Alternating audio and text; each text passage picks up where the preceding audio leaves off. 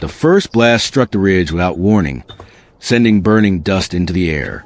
Lieutenant Mark Soren ducked instinctively, shielding his face as the second explosion lit up the twilight. His squad had scattered across the rocks, but there were no enemies in sight. Only moments ago, they had been mapping the canyon for a peaceful supply route. Now, without provocation, plasma fire was lighting the sky like an artificial sunrise. Mark cursed under his breath and activated his comms, but the signal was jammed. He scanned the cliffs. Nothing moved except loose stones rolling down the slope. It wasn't a battle. It was a message. Their team had landed on Zelvari Prime 2 days ago under a peace accord. The native population, reclusive, tribal, and mysteriously quiet, had accepted Earth's humanitarian supplies without a word. But no one had spoken of a test. No one had mentioned a child. Mark heard a sound behind him, a soft crunch of feet in sand. He spun, gun ready, but what he saw made him freeze. A small figure stood just meters away, not even waist high. It had glowing orange eyes, thorned ridges like a crown atop its head, and a cloth wrap of shimmering bronze fabric. It wasn't a soldier. It was a child. An alien child. The child blinked at him. No fear. No panic. Just curiosity. And something deeper Mark couldn't explain. He lowered his rifle slowly. The child took a step forward, offering a small wooden token. Mark knelt, unsure if this was some kind of trick. But when the child placed a token in his hand, the heat in the stone seemed to pulse in rhythm with his heart. His comms flickered back online, but there was only static. Then a single word, chosen. The others in his squad were still scattered. His instinct said to call for backup, but the look in the child's glowing eyes made him pause. The canyon was growing quiet again, too quiet, and something told him this wasn't an ordinary rescue. Mark stood and motioned for the child to follow. Surprisingly, it did. They walked through the broken ridges and shallow trenches, silent but side by side. With every step, the canyon seemed to change. Strange symbols appeared on the walls, glowing faintly. The wind carried distant chanting. Mark felt like he had crossed into a dream. The child stopped suddenly and pointed. There, half buried in the sand, was the corpse of an armored warrior, clearly alien and clearly defeated. The body was still smoldering, and in its hand was another token, shattered in two. Mark felt the hair on his arms rise. Whatever this was, it wasn't about him alone. The child took his hand again and led him forward, deeper into the canyon, towards something ancient and unseen. He couldn't shake the feeling he was being watched, not by enemies, but by something older, something judging. Suddenly, the child stopped at a cliff edge. Below, a massive village stretched out in the valley. Glowing fires, tents, statues carved from stone, and hundreds of silent figures looking up at him. Mark stepped forward. The child raised a token high. A roar echoed across the canyon, not of threat, but of welcome. The figures bowed in unison. Mark didn't understand, but he had the sense that this wasn't a village he had found. It was a trial he had unknowingly passed. Mark stood on the edge of the cliff, his boots planted firmly in the dust as the wind rushed past him. Below, the alien village shimmered with strange lights. Fires burned blue instead of orange, casting shadows that danced like spirits across the walls of stone and bone. The child beside him held his hand tighter. Those glowing orange eyes never blinked, never looked away. Mark noticed the silence of the village wasn't from fear. It felt like everyone was waiting for him to move. He stepped down the rocky path, the child at his side. As they descended, the villagers moved apart slowly, forming a path. They held long staffs carved with runes. Their eyes were hidden behind layers of wrappings, and their movements were graceful like flowing water. Mark didn't understand their customs. He didn't know their language, but the child seemed to be his guide. Every time he hesitated, the child gave a small nod or pulled his hand forward. At the center of the village stood a raised stone platform, surrounded by fire bowls. There, an elder alien with tall horns and a robe made of feathers waited silently. The elder's eyes glowed a deeper shade of gold, and his face was marked with ancient tattoos.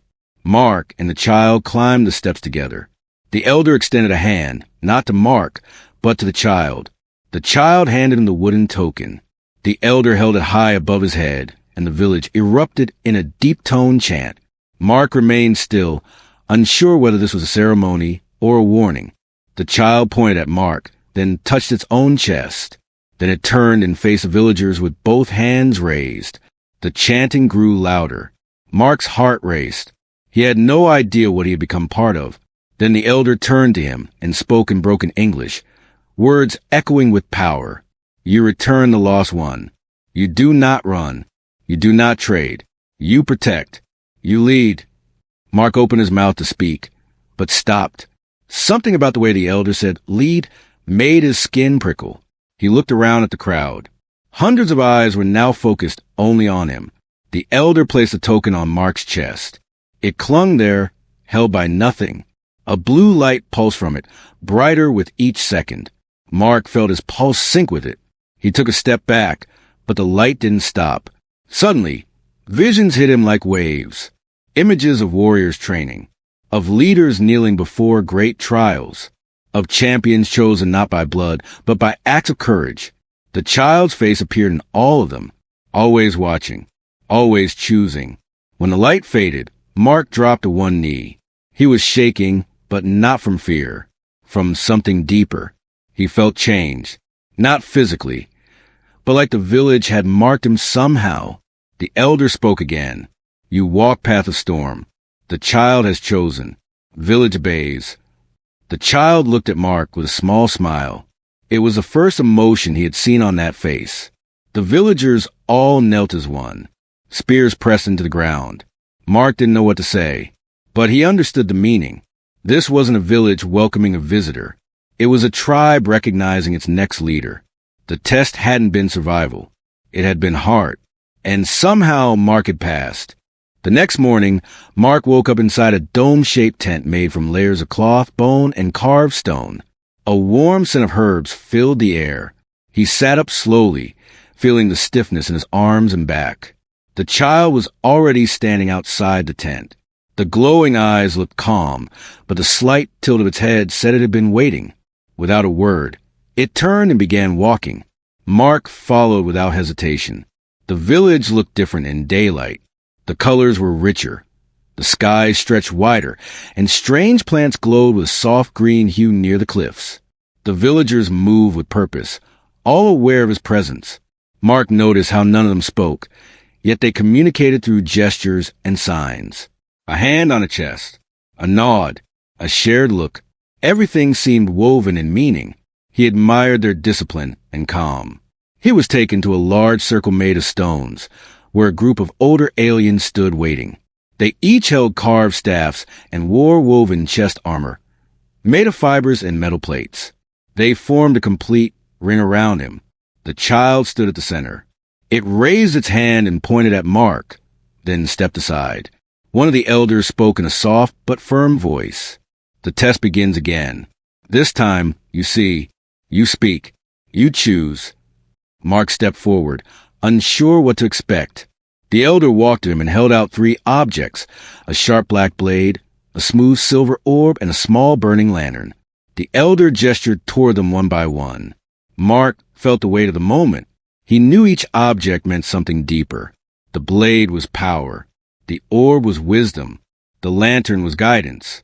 He thought for a while before reaching for the lantern. The elders all nodded. The child smiled wider than before. Mark could feel something shift in the air. A breeze passed through the circle, as if the village itself approved. He was then led through a narrow passage between 2 cliffs. On the other side was a valley filled with statues, giants carved into stone, all in different poses. Some stood proud. Some knelt. Some looked like they were weeping. The elder beside him finally spoke again. These are the chosen, all who passed, all who led. They now watch. You now walk. Mark walked through the rows of statues, feeling their silent weight. At the end of the path, a pool of clear water shimmered. Its surface was still, but beneath it, glowing patterns moved slowly like dancing stars. The child stepped beside him and placed a hand into the pool. A ripple spread out. Then an image formed, Mark, standing before the village, but older, wiser, with villagers behind him holding flags and spears of peace. He didn't know how the water showed this, but he didn't question it. He simply watched, quiet and thoughtful. He realized the village didn't want to fight her. They wanted to protect her, a leader who understood their silence. One of the statues near the pool had a broken face, but its hand was raised in the same gesture the child had made earlier. Mark copied it slowly, unsure, but respectful. The water shimmered again. The elder said only one sentence. "You begin to understand." Mark turned to the child, who now stood beside him, not as a follower, but like an equal. The child raised its chin slightly, as if confirming what Mark had felt deep in his bones. This was not the end of the test. This was only the beginning. Mark was led into the forest beyond the cliffs, where the trees had thick silver bark and leaves that shimmered like glass. The sunlight filtered through the canopy in a strange hue, making everything feel both alive and ancient. The child walked ahead, its steps confident and silent. Mark followed, watching the strange symbols etched into the trees. They glowed faintly as he passed, like they were responding to his presence. Bird-like creatures flitted between branches, their wings humming softly. Some stared at him with intelligent eyes. Others sang songs that echoed between the trunks. Mark had never seen life like this on any world. They came to a small clearing with stones arranged in a spiral.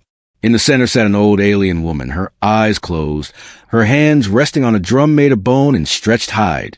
She opened her eyes when they stepped in. She studied Mark for a long time before striking the drum once. The sound rang out, deep and long, vibrating the ground beneath his feet. Then she spoke a single word he did not recognize, but the child repeated it in English. "Listen." Mark stood still as the drum beats began again, soft at first, then rising in a rhythm that felt familiar. It echoed his heartbeat, then quickened, then slowed. With each beat, memories surfaced in his mind, memories of war, loss, laughter, and choices. The elder woman sang, her voice rough and layered. She sang of battles fought and leaders who chose peace. She sang of betrayal, of strength without cruelty, and of kindness as a greater blade than any weapon. When she stopped, the forest went still. The child stepped forward and pressed its forehead to the woman's, then looked at Mark. Without speaking, it knelt and gestured for him to do the same. Mark hesitated, but lowered himself. The woman placed a hand on his chest, and then on his forehead. For a moment, everything went quiet inside his mind. Then a warmth spread through him, not physical, but like understanding settling into his bones. When he opened his eyes again, the woman was gone. Only her drum remained, resting quietly on the stone in the center of the spiral. The child picked it up and handed it to Mark without a word. Mark looked down at it. The drum was light, but carried weight. He strapped it across his back as the child nodded in approval. Together, they walked back toward the village in silence. When they returned, the villagers had gathered again. Fires burned higher now, and a large circle had been cleared in the center. Mark stood at its edge, and the child stepped forward to the middle, raising its hand. 3 warriors entered the circle. Each carried a different weapon, one a spear, one a curved blade, and one held a chain with bright metal links. The child pointed to Mark, then to the warriors, then raised one hand high. Mark understood this was another test, but not of strength. It was a choice. Which warrior would he face, and why? He looked at the weapons. The spear was fast. The blade was deadly. The chain was flexible but tricky. Mark stepped into the circle and pointed not at a weapon, but at the warrior with the empty hand standing at the edge. The crowd gasped softly. The elders whispered. The child looked surprised for the first time. Mark raised both his hands and said firmly, "I will not raise a weapon to prove I am worthy." The elder from forth stood and looked at him deeply. Then he nodded once. Slowly, the villagers bowed their heads. The choice had spoken louder than a victory. Mark stepped back, knowing it changed something, but he still didn't know what awaited next. The fires in the village burned lower as the sun dipped behind the distant cliffs. Shadows stretched long across the ground, and the air grew colder. Mark stood near the center of the village, eyes scanning the faces that now watched him with something different than before. It was not just curiosity. It was expectation. He could feel in the way they moved, in the silence that pressed in around him. These people had seen warriors before. They had seen fire and blood. But what they waited for now was not a fighter. The child approached with a cloth bundle in its hands. It untied the fabric to reveal a carved pendant shaped like a crescent moon. Without a word, it placed the pendant around Mark's neck and then stepped back. The elders began a slow chant. Each voice added to the next, building a sound that echoed through the village like a heartbeat. Mark felt the pendant grow warm against his chest. He reached up and held it in his palm. A low hum filled the air, and from the shadows stepped a figure no one had seen before. It was tall, cloaked in gray fabric, and its face was hidden beneath a veil of smoke. Even the child seemed unsure. The elders stopped chanting. The air grew still. The figure raised one hand and pointed at Mark. A voice came from within the veil, soft yet sharp. The child has chosen, but the old laws demand trial. Will you answer? Mark didn't speak right away. He looked at the child, who now stood completely still. He looked at the villagers, their faces unreadable. Then he stepped forward and nodded. The ground beneath the circle shifted. Panels of stone moved aside, revealing a long path beneath the earth. The cloaked figure descended first. Mark followed without hesitation, the torchlight flickering along the hidden stairway. At the bottom was a chamber carved from crystal and stone. Symbols pulsed on the walls in soft light. In the center stood a table with 3 bowls, each filled with different substances, ashes, water, and glowing moss. The figure gestured to the table. Choose one. Each holds a path. One to challenge you. One to cleanse you. One to reveal you. Mark approached the table and studied each bowl.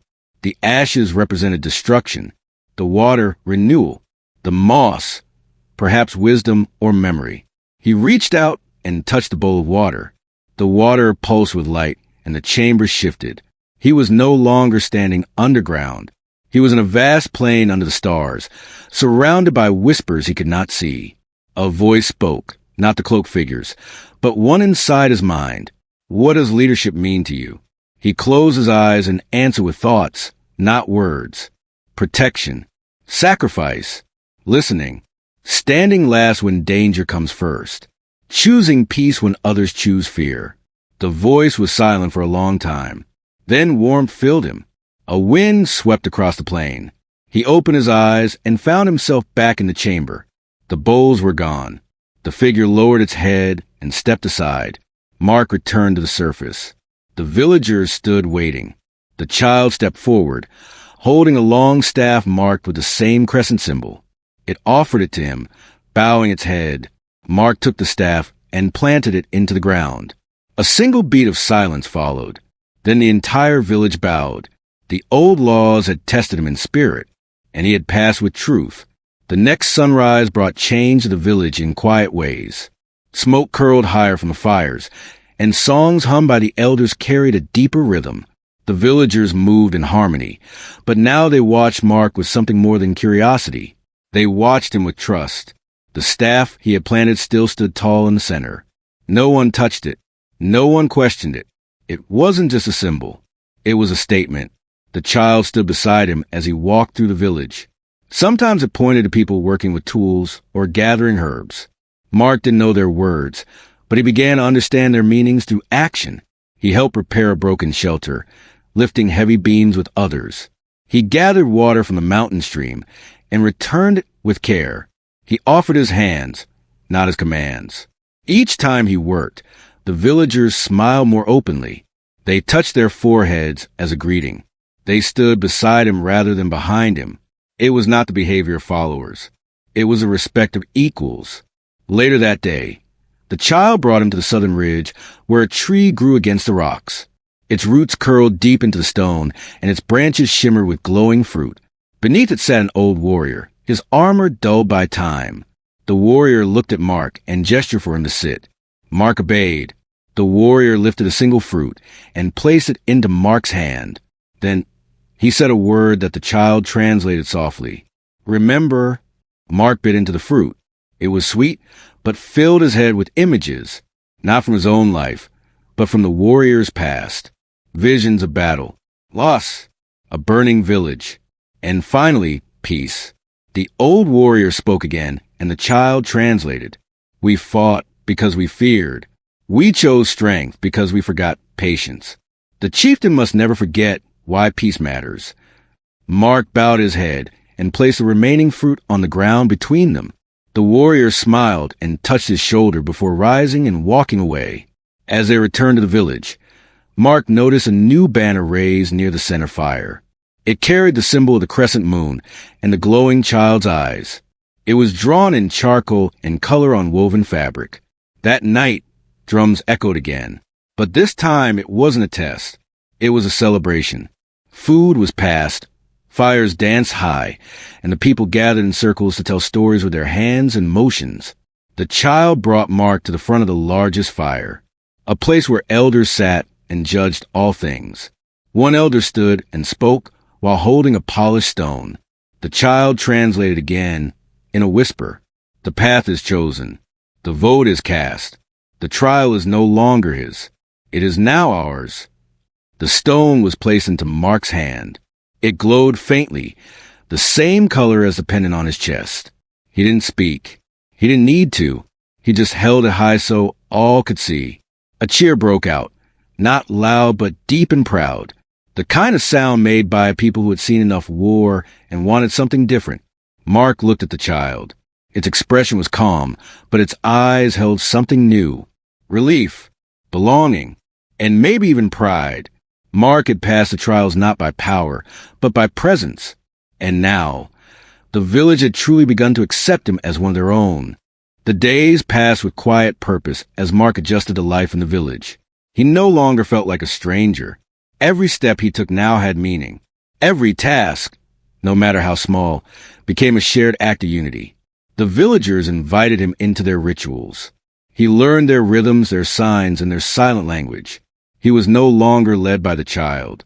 They now walked side by side, equal in direction and intention. Mark built shelters from stone and root. He taught some of the younger villagers how to reinforce walls for protection against storms. In return, they showed him how to listen to the winds and read messages from the sky. The child took him one evening to a hidden chamber deep within the cliffs. The entrance was masked by vines and moss. Inside was a room filled with glowing stones arranged in perfect lines. At the center stood a single pedestal with a carved tablet on top. The markings were old, older than the village itself. The child placed a hand on the stone and motioned for Mark to do the same. The moment their palms touched the surface, light spilled from the grooves in the stone. Images bloomed in the air, ancient battles, forgotten leaders, and the origin of the trial itself. The child translated slowly as the tablet revealed the truth. The village had once followed a ruler who chose war over wisdom. Their people had nearly vanished. Since then, they had tested every leader in silence, not through violence, not through power, but through patience, sacrifice, and the ability to listen. Each generation searched for one who would lead not by command, but by example. Mark understood now why the child had watched him for so long, why the villagers said little, why the trials had been hidden behind kindness and silence. It had never been a game. It was survival. The child lowered its hand, and the vision faded. Mark stood still for a long time. The quiet of the chamber was heavy, but not cold. It held memory. It held hope. That night, as they returned to the village, the wind brought a new scent. Smoke. Not from their fires. It came from beyond the ridge. Mark rushed ahead, and what he saw chilled him. A nearby forest had been set ablaze. Not by accident. The flames were unnatural, burning blue and red in violent pulses. A group of armored figures moved near the tree-line, dragging equipment and shouting orders. They were outsiders. Not of the village. Not of peace. Mark recognized the tech. Off-world mercenaries. Looters. Maybe even slavers. And they were getting closer. The villagers gathered quickly. No panic, but concern. They looked to the elders. Then to Mark. For the first time, he felt the weight of true leadership pressing down on his shoulders. Mark didn't give a speech. He didn't shout. He simply pointed to the high ground near the cliffs and motioned for the children and elders to move. The warriors among the villagers nodded and followed. The child stood beside him, watching the fire grow. Its expression was calm, but its hands were clenched. Mark placed a hand on its shoulder. "We protect." The villagers began preparing defenses, not weapons of war, but barriers of stone and smoke, signals made from light and shadow. They had no guns, but they had resolve.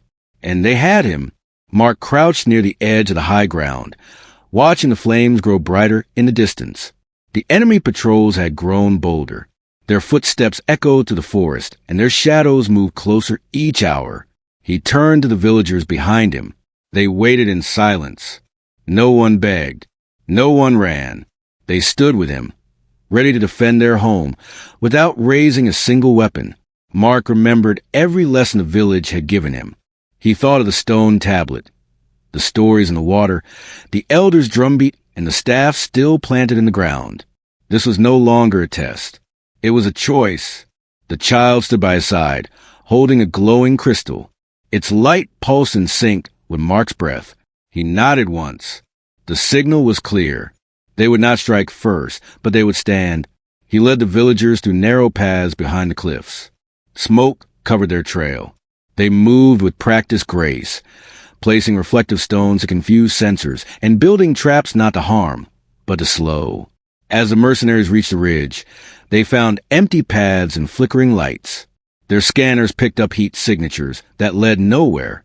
Their machines malfunctioned as they walked deeper into twisted canyon paths. Mark used his training to guide the villagers through shifts and cover. He activated a beacon that broadcasted false readings and bought them more time. Every second counted. Every distraction was part of the plan. The child climbed a rock ledge and lit the crystal, sending a beam skyward. From above, it looked like a flare, but to the village, it was a sign of unity and readiness. The elders gathered beneath it. When the mercenaries finally reached the center of the village, they found no targets, no battle, only a ring of standing stones, each marked with the crescent moon. And in the center, Mark stood alone. He wore no armor, held no gun, only the staff given by the villagers. He planted it into the earth again and waited. The lead mercenary stepped forward, gun raised. "Where's the crystal? Where's the child?" Mark met his eyes. "You'll get nothing here. Turn back while you can." The mercenary laughed and raised his rifle. But before he could fire, a rumble passed through the ground. The stones around the village glowed. Hidden symbols lit the cliffs. And one by one, the villagers stepped from the shadows. No weapons, no threats, just presence. They stood beside Mark, behind him, around the enemy, not to fight, but to make one thing clear. They would not run. The mercenaries hesitated. Machines sparked. Communications broke. The air thickened with an energy they did not understand. Their leader lowered his weapon. Confusion filled his face. Mark took one step forward. "You came to steal what you don't understand. This place doesn't need you. Leave." The wind shifted. The child's crystal pulsed again. The mercenaries backed away, unsure if they faced warriors or something older. Within minutes, they vanished back into the smoke and fire they had brought. The village cheered softly. No one shouted. No one danced. But every heart beat as one. The test had ended. The trial had spoken. And the chieftain had been chosen not by battle, but by belief. Mark looked at the child, who now handed him the stone pendant once more.